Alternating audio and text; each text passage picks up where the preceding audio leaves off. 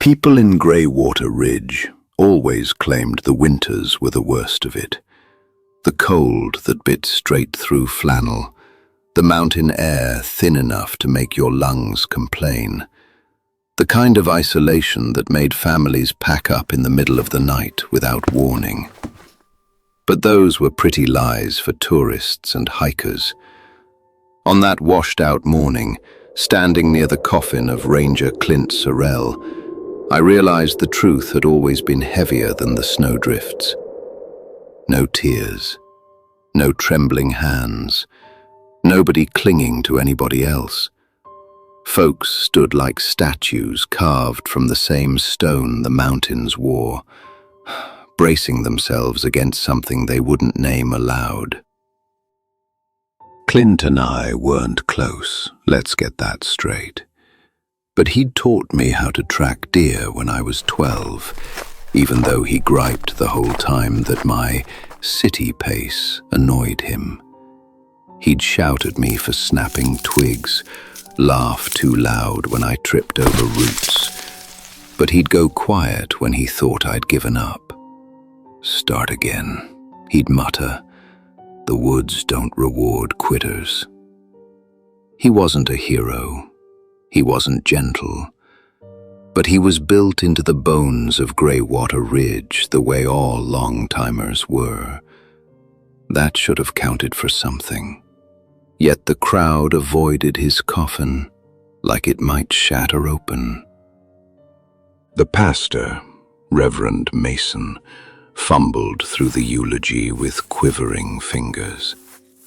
He kept losing his place, licking his lips, checking the tree line behind us, as though he expected someone else to join the service uninvited. His voice cracked on words that weren't emotional, just scared. The wind pushed through the pines in a strange rhythm, not quite matching the gusts brushing against our coats. Behind me, an old-timer murmured, "Not now. God, not so soon." Another answered, 29 years ain't up. It shouldn't be awake yet." Awake. The word snagged in my mind like a thorn. I pretended not to hear them. You don't confront men in Greywater Ridge when they talk about old things. The kind of things spoken with eyes lowered and hats gripped tight. And though I hated to admit it, some part of me felt their unease slide under my skin like a draft through a cracked window. Clint shouldn't have died. Definitely not the way he did. Definitely not this year. Not with the old clock of the ridge ticking as predictably as the changing seasons. At least, until it wasn't.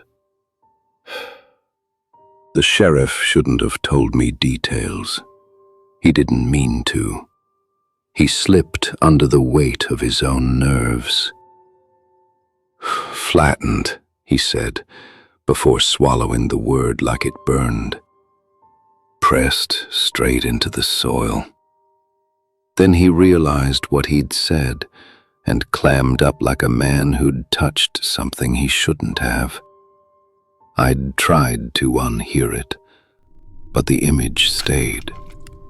Clint, loud, stubborn Clint, smashed into the earth without a mark of struggle. Impossible. Yet the sheriff's eyes were the eyes of a man who would run out of explanations. When the final prayer ended, the crowd didn't linger. No casseroles waiting at home, no shared memories, no soft laughter to ease grief. They moved like birds startled by the snap of a branch, fast, scattered, glancing over shoulders as if the air behind them had teeth. Sheriff Daniels reached his cruiser before Clint's widow even touched the casket. He shut his door so hard the window rattled, then drove off without looking back. You'd think he was escaping something, rather than leaving a funeral. I stayed, though. Maybe it was habit, or guilt, or the echo of that day in the woods when 12-year-old me wanted to quit, and Clint wouldn't let me. The wind picked up, scraping dead leaves across the fresh mound of dirt. Something about the moment felt displaced, like the ground had shifted a fraction to the left, and only I noticed. A memory tugged at me, my mother telling me once that places hold things longer than people do. I didn't understand it then. Standing there, I wasn't sure I wanted to understand it now. Mrs. Grant, the funeral director, shuffled past with her coat pulled tight. Not this cycle. Not again. She didn't meet my eyes, didn't meet anyone's. I got the sense she'd been expecting this day the way some folks expect a storm. Not surprised, just exhausted by it. When she disappeared into the church, the door shut a little too fast, like she feared something might slip in behind her. That's when I saw Clint's son, Micah, standing beneath the old maple near the fence. He looked like someone who'd wandered off from a different funeral entirely. Too pale, too still, too young for the heaviness in his eyes. I approached him slowly, not wanting to startle him, but he lifted his gaze before I got close. There was no anger, no sadness, just a hollow recognition. His lips parted.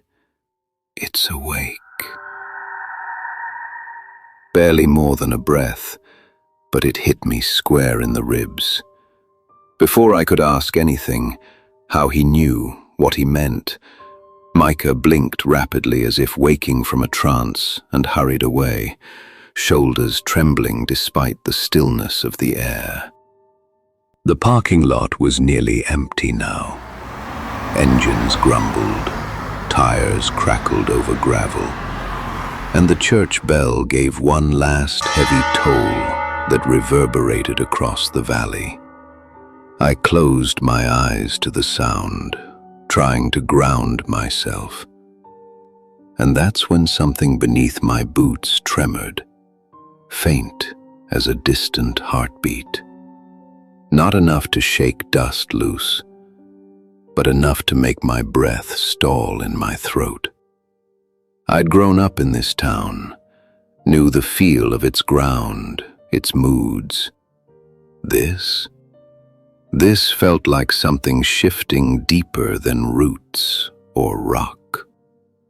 On the drive home, the pines leaned over the road like eavesdroppers. Their needles scratched the truck roof in a slow, deliberate drag. The mountain air tasted metallic, not like blood, but like copper pipe, like the inside of a battery. Every few seconds I checked the rearview mirror, not expecting a car, but watching for movement between the trees. There was none, just shadows thick enough to imagine shapes in. I didn't know much in that moment, not the history behind the whispers, not the truth behind Clint's death, not the reason the ground pulsed like a waking animal. But I knew this. Clint Sorrell wasn't the first. And whatever held its breath beneath Greywater Ridge had just exhaled for the first time in a long, long while. The kind of stirring that didn't belong to weather or earthquakes, but to memory, to promise. And promises in this town never stayed buried.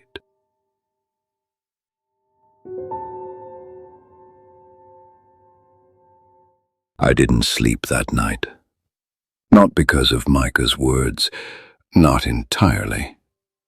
It was the hum beneath them, that soft tremor under my boots at the funeral that kept replaying in my mind. A vibration you feel more than hear. I lay awake staring at the ceiling while the wind pushed against the siding, thinking about Clint pressed into the dirt, and about the way the pastor kept glancing at the tree line like he expected someone to walk out of it. Or something. By dawn, I was still restless. My chest felt tight, like I'd swallowed a storm cloud and it hadn't decided when to break.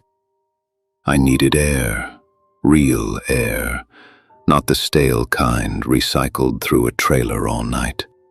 So I grabbed my jacket, stepped outside, and was met with a cold that had no right belonging to early autumn. The kind that made the hairs on my arms stand up even under the fabric. It wasn't just temperature. It felt watchful, like the morning itself was waiting. The road to the ranger station wasn't long, but the silence along it was unnatural. Greywater Ridge always woke early. The clatter of delivery trucks, the rumble of ATVs heading toward the trails, dogs barking at nothing in particular. This morning, nothing. No birds, no dogs, not even the wind moving through the branches. It was the kind of quiet that makes you look over your shoulder every few seconds, telling yourself it's just your nerves, even though your nerves haven't been wrong lately. I hadn't planned to visit the site where Clint died, but when the station came into view, a knot tightened in my stomach. Not fear exactly, but something like unfinished business. I owed him that much, for teaching me to keep going when I wanted to quit, for being one of the few adults in my childhood who didn't look at me like I was a burden. Even if he'd been rough around the edges, Clint was the closest thing I'd had to steady guidance after my mother left. Maybe that's why seeing him buried so quietly didn't sit right with me. The man deserved better. I parked by the trailgate. The sheriff's yellow tape fluttered weakly against the posts, but no one was around to enforce it. I ducked under and followed the narrow path toward the clearing. Morning frost crackled under my boots, and for a moment I thought about turning back. The air felt heavier the deeper I went, like walking into a room where someone had argued moments before. But something pulled me forward, a pressure in my chest, or maybe a memory that hadn't fully surfaced yet. The clearing looked ordinary from a distance, just a flat patch of earth surrounded by firs. But as I approached, the details sharpened into something unsettling. The soil wasn't disturbed, not the way you'd expect after a struggle or accident. It was smooth, polished almost, like it had been pressed by a machine that didn't belong in nature. The outline of the indentation was faint but visible, about the size of a grown man. Clint. I let out a shaky breath before I even realized I'd been holding it. I crouched, brushing my hand over the dirt. It felt cold, deeper than ground cold. The kind of chill that sinks into your bones, like touching the inside of a cave. My hand tingled, and for a split second, the ground seemed to pulse under my palm. A slow, steady throb. My breath caught, I pulled my hand back sharply and wiped it on my jeans, heart kicking faster. I wasn't imagining this. Something was alive beneath us. Or awake. Or both. A memory flickered. Clint barking at me years ago after I'd snapped a branch during tracking practice. "Listen to the ground, kid," he'd said, poking my chest. "It'll tell you more truth than people will." Back then I'd rolled my eyes. Today, I wished I'd listened harder. Maybe Clint had felt this thing before he died. Maybe he'd seen signs the rest of us ignored. Maybe he'd tried to warn someone. The thought hit me harder than expected, and suddenly my throat tightened. I stood up and scanned the tree line. Still no birds, no squirrels, no footsteps. Even the frost looked squared off, as if it had formed in uniform patches rather than naturally spreading. My brain scrambled for logical answers, but every explanation felt hollow. That's when I noticed something else. Footprints leading into the clearing, but none leaving. Big ones. Clint's boots. His last steps. I followed the trail until it stopped right at the center of the smoothed soil. Just stopped. As if the ground had taken him without a fight. A soft crunch behind me made me spin. I wasn't alone. A figure stood at the edge of the path. Sheriff Daniels, hands shoved deep into his jacket pockets, face pale enough to match the frost. "You shouldn't be here," he said, not angry, but resigned. "I needed to see it," I replied. "He deserved that much." Daniels exhaled sharply, eyes flicking toward the indentation. "There's nothing for you here, except questions you don't want answered." His voice cracked on the last word, like he was holding back more truth than he could manage. I stepped toward him. "Sheriff, what happened to Clint?"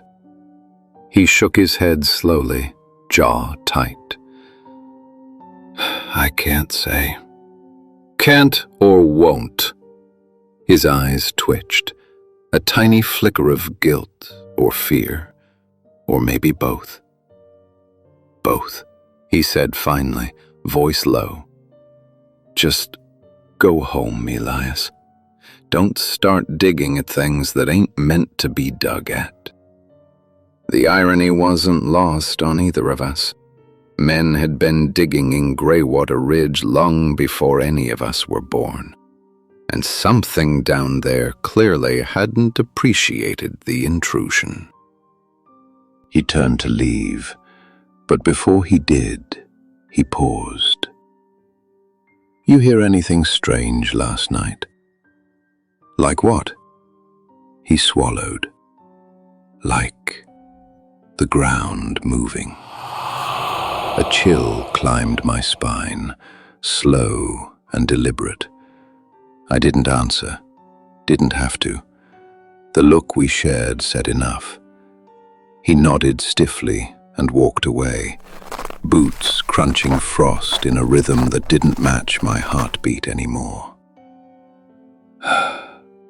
I lingered in the clearing after he left, staring down at the indentation where Clint had taken his last breath. The silence pressed in again, not empty, but expectant.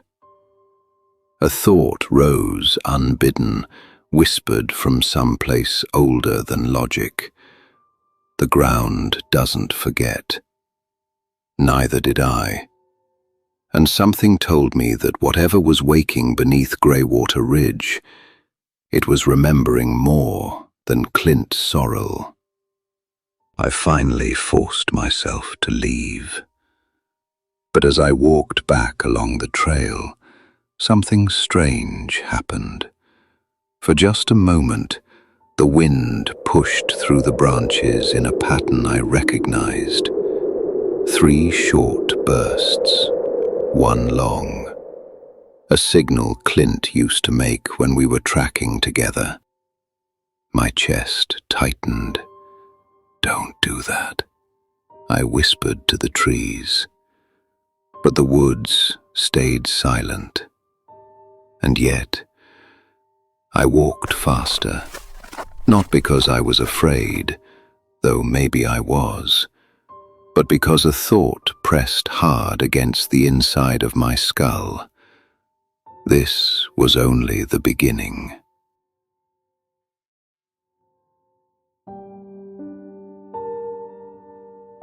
By the time I got home, the sun had dragged itself halfway up the sky, but the light looked wrong, pale, diluted, like it was shining through old glass. My jacket smelled like cold soil and pine resin, and every time I blinked I saw that smooth patch of earth where Clint's boots had simply stopped. I set a pot of coffee to brew, but the machine sputtered like it didn't want to cooperate. I didn't blame it. My hands weren't steady enough to hold anything anyway.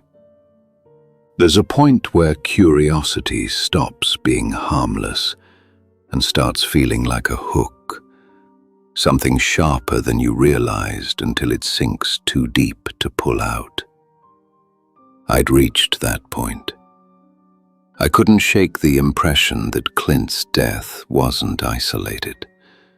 The funeral whispers, the sheriff's trembling voice, Micah's haunted eyes, all pieces of a puzzle I hadn't realized I'd been carrying since childhood. And maybe part of me already knew where the next piece was. The old mining office sat on the far end of town, past the general store and the row of houses with peeling paint and stubborn porches. It was built in 1891, or so the placard claimed, and looked exactly like something that hadn't been touched since. I'd only been inside once as a kid, dragged along on a school field trip. I remembered the smell, dust, old wood, and something stale, like forgotten paper. As I approached the sagging steps now, the same smell met me halfway down the path. The front door creaked open before I even touched it. Not wide, just a narrow slice, as if the building had been expecting me and wanted to make sure I didn't run before stepping inside. I pushed it gently and slipped through. The interior was colder than outside, the way basements sometimes feel before a storm. Rows of filing cabinets lined the walls like metal tombstones. Shelves sagged under the weight of binders and ledgers thick with age. The floor groaned underfoot, as if trying to warn me. "Hello?" I called. My voice echoed sharply. No answer. The place had been unstaffed for years, ever since funding cuts convinced the town no one needed to maintain the archives of a place everyone was trying to forget. I walked past a cracked glass display case full of old mining tools, rusted picks, lamps with cloudy glass, helmets dented from long-dead accidents. The deeper I went, the stronger the sense that the air was holding its breath. The genealogy records were kept in the back, behind a room labeled "Settlement Documents, Do Not Remove." The sign wasn't a warning, It was a dare. I pushed the door open and felt the temperature dip another few degrees. Dust motes floated lazily through narrow beams of light, coming from a grimy window near the ceiling. Filing cabinets towered on both sides of a long table, scarred with knife marks and cigarette burns. Relics of the days when men argued over maps and mineral rights. I opened the first drawer labeled Death Records, 1860 to 1900. The folders were brittle, edges crumbling like old leaves. I flipped through names I didn't recognize until one detail caught my eye. 1891. Elijah Trammell. Cause: crushed in place. Crushed in place. Two words that shouldn't go together. Two words that made the back of my neck tighten. I pulled the next drawer. More records, more patterns. Every 29 years, give or take a few months, the same spike. People died in incompatible ways. A woman found perfectly preserved in the river, despite being missing for weeks. A logger folded backwards in a way no spine could allow. A child trapped in a shallow indent of earth with no signs of trauma. I swallowed hard, realizing the stories weren't stories anymore. They were warnings, and the town had been keeping score. A dusty binder on the bottom shelf drew my eye. Its spine labeled Town Council Minutes, Private. The lock on it was broken. Someone had forced it long ago. Inside were handwritten notes, loops of ink fluctuating with urgency. One phrase repeated: the cycle approaches. Preparations incomplete. Another: selection required. Must be voluntary. And then the most chilling entry, the one circled 3 times in dark ink. If no candidate is chosen, the ground will choose instead. My throat tightened. Clint wasn't chosen. Clint was taken. Sifting deeper into the binder, I found a single page that didn't match the rest. Newer paper, cleaner handwriting, like someone had added it quietly. It read, Bloodlines recorded. Ward family circled for observation. Ward. My name. Someone had underlined it twice. A cold ripple passed through me, settling in my chest with unwelcome familiarity, like the past had been waiting its turn to tap me on the shoulder. I reached for the genealogy file, the one marked 1890 to present. When I opened it, a long, folded sheet slipped out. A family tree stretching back 6 generations. Many names were crossed out. A few were circled. And near the bottom, a shape around my family line made my breath hitch. A red circle. Not neat, not careful. A frantic ring pressed hard enough into the paper to tear it slightly. Beside it, a note scrawled in the margin. Ward line holds the key. If the breach begins early, consult the keeper. Keeper. The word landed in my mind like a stone dropped into deep water. Keeper of what? Of who? Of why? Something deeper than curiosity stirred. something like an old memory trying to resurface. The silence in the room thickened suddenly, heavy, expectant, like someone else had entered without letting the door creak. I turned slowly, scanning the doorway, the shadows, the aisles between the tall cabinets. Nothing. But the feeling didn't go away. It pressed gently against my spine, urging me to leave, to stop reading before I found something I couldn't unlearn. But I couldn't. Not now. Not after Clint. Not after Micah's words.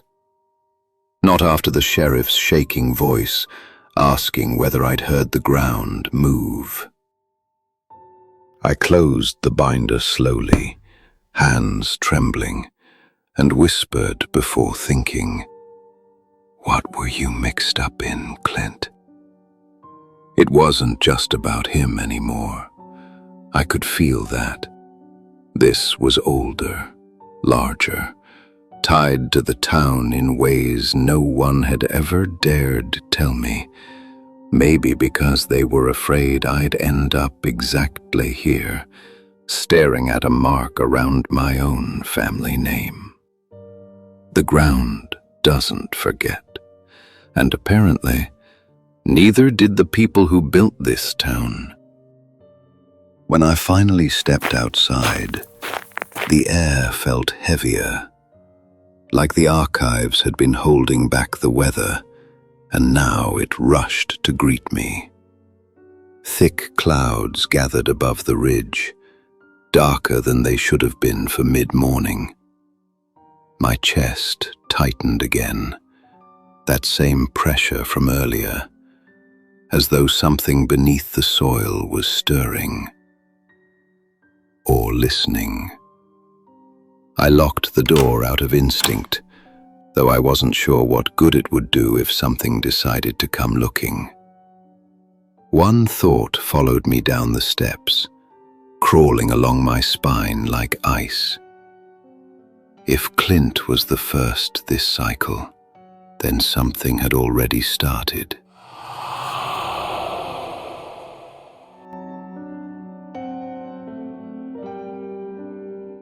The drive back from the archive took longer than it should have. Not because the road had changed, Greywater Ridge never changed, but because my thoughts kept circling that red ring around my family name. The Ward line. My line. I kept seeing Clint's indentation in the soil and the sheriff's trembling eyes.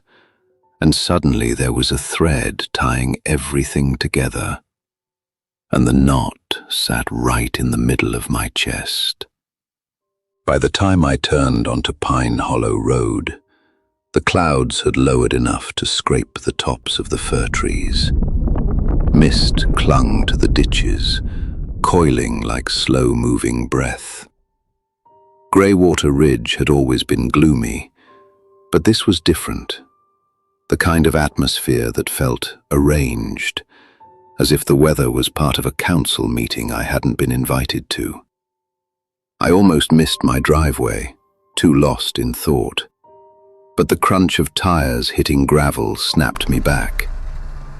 I stepped out of the truck and froze. Someone had been at my house, not inside, nothing broken, nothing disturbed, but on the porch. Leaning against my doorframe was a wooden cane carved with twisting lines, the kind old men use when age starts taking more than it gives. Except this cane was polished, recently handled, and warm when I touched it. Someone had left it purposely, confidently, like a calling card or an invitation. A folded piece of paper had been wedged underneath it. I pulled it free with numb fingers. The handwriting was tight and deliberate, each letter etched with intention. When the ground stirs early, the keeper seeks those involved. You are to meet me tonight. Old Quarry Overlook, dusk. No signature, no explanation, just instructions. I felt my throat tighten. The keeper. The same name from the council notes. Not a myth, not an idea. A person. Someone who apparently knew I'd gone digging where I shouldn't have. My first instinct was to crumple the note and toss it, to pretend none of this had been aimed at me. But I'd already crossed a line the moment I stepped into the archive, and if the keeper wanted to talk, well, I wasn't sure refusing was a real option. Not anymore. I slipped the note into my jacket pocket and stepped inside the house, closing the door behind me with more force than needed. The frame rattled, like the house didn't appreciate being disturbed. Inside, the quiet was thick, but not comfortable. It felt like the air was listening, waiting for me to acknowledge what I knew. I glanced at the old family pictures on the mantel. My father stared back from one of them, unsmiling, arms crossed. He'd left town when I was 12, said Greywater Ridge was suffocating him. At the time, I believed he meant the economy, the winters, the isolation. Now I wondered if he'd been running from something else entirely. Something older. Something that didn't stay buried. I made myself a cup of coffee. Something to anchor me, if nothing else. But even the taste felt off, metallic and sharp. Maybe it was in my head. Maybe not. I sat at the kitchen table, elbows on the wood, and stared at the cane leaning against the door. The carvings twisted around it like roots strangling a branch. I traced one with my eyes and realized it wasn't just a design. It looked like a pattern, old, repeating, almost like the topographical lines from the mine maps in the archive. A path, or a boundary. Something buzzed in my pocket, my phone. Sheriff Daniels. My pulse kicked quick and uneven. I answered. "You went to the archives," he said without greeting. His voice was stretched thin, like a rope ready to snap. "Yes," I said. No point lying. A long exhale hissed through the line. "You shouldn't have." "I figured that out." "No," he said softly. "You don't understand. Once you start reading the old records, they read you back." My skin prickled. "Sheriff, who is the keeper?" Silence. Then abruptly, "Elias, listen to me very carefully. If you got a message..." "I did." "Don't go." His voice cracked like a branch splitting under too much pressure. "Whatever you think you're about to learn, it won't save you. It won't save anyone." I closed my eyes. Why not? Because the keeper doesn't answer questions. Daniel swallowed hard enough that I heard it through the phone. He collects them. The line went dead. He'd hung up, or lost his nerve. Either way, it didn't change the fact that dusk was coming fast, and the old quarry overlook wasn't a place you'd just visited. It was a place the town avoided, like a scar that never quite healed. I stood and walked to the window. The woods behind my house were unusually still, the mist drifting low like a second skin over the ground. I felt eyes on me, not human, not animal, just present, as if the soil itself tilted its attention my way. My chest tightened with a mix of fear, obligation, and something else I didn't want to name. Responsibility, maybe, or the sense that Clint had been the first domino, and I was the second. Dusk wasn't far, less than an hour.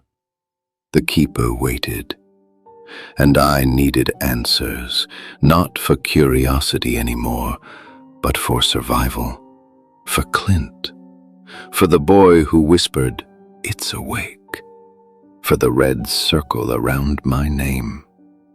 I grabbed my jacket, my flashlight, and the cane left on my porch, the invitation I hadn't wanted, but couldn't refuse. Its weight was solid in my hand, heavier than it looked, heavier than any simple piece of wood should be. When I stepped outside, the mist parted like something breathing in reverse, opening a path toward the road. I locked the door behind me, though I didn't know if I'd be coming back.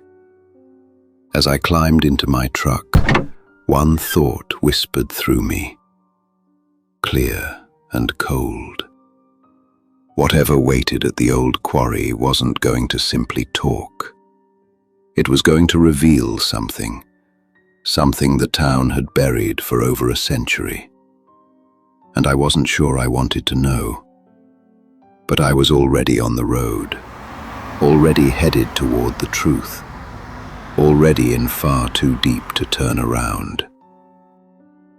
Thanks for sipping tonight's tale with Haunted Brew. Stay close, as this tale will be continued. Don't forget to subscribe, and sleep tight if you still can.